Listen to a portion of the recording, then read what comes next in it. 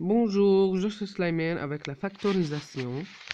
Premièrement, on va donner le lexique des mots qui vont passer avec nous dans cette leçon. Premièrement, factoriser, c'est la transformation d'une somme à un produit. Somme, c'est la réponse de deux termes dans une addition. Produit, c'est la réponse de deux facteurs dans une multiplication. IR, c'est l'identité remarquable. Monome, c'est un chiffre ou un nombre avec une seule lettre, exemple 5x ou 15y. Binôme, c'est un chiffre ou un nombre avec plusieurs lettres, exemple 5AB ou 16AC. Remarque, factoriser, c'est le contraire de développer. Deuxièmement, les deux méthodes de la factorisation. 1. On peut factoriser en utilisant la distributivité. 2. On peut aussi factoriser en utilisant les identités remarquables.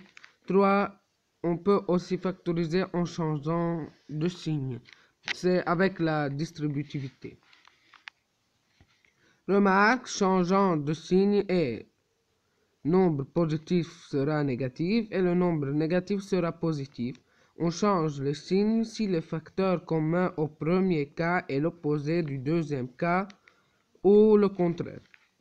Rappel, les identités remarquables sont a plus b le tout au carré égale a2 plus 2ab plus b2, a moins b le tout au carré égale a2 moins 2ab plus b2, a moins b facteur de a plus b égale a2 moins b2. Troisièmement, comment on factorise? A, en utilisant la distributivité, on a deux cas, y facteur de a plus b ou ab facteur de c plus d. 1. On cherche un facteur commun entre les termes donnés. 2. On met le facteur commun au début et les autres facteurs entre parenthèses après le facteur commun. Attention, si le facteur commun est une puissance dans tous les termes, alors on met le facteur commun avec la plus petite puissance. Attention 2, le facteur commun peut venir un nombre relatif ou fraction. 2, une lettre de A à Z. 3, un monome. 4, un binôme. Exemple, k égale 5x plus 45x2 moins 15y plus 60g. Vous pouvez les lire avec un stop pour la vidéo. B. Factoriser avec les identités remarquables. 1. On observe bien la donnée pour remarquer s'il y a des carrés ou non. S'il y a une différence entre les deux carrés, alors elle a la forme de A2 moins B2. On la factorise par A moins B facteur de A plus B. S'il y a une différence entre le premier terme et le double du premier terme avec un carré, 9 égale 3 au carré, et du troisième terme avec un carré, 4 égale 2 au carré, c'est des exemples. Et s'il y a une somme entre le deuxième et le troisième, alors elle a la forme de A2 moins 2AB plus B2. On la factorise par A moins B le tout au carré ou bien par A moins B facteur de A moins B.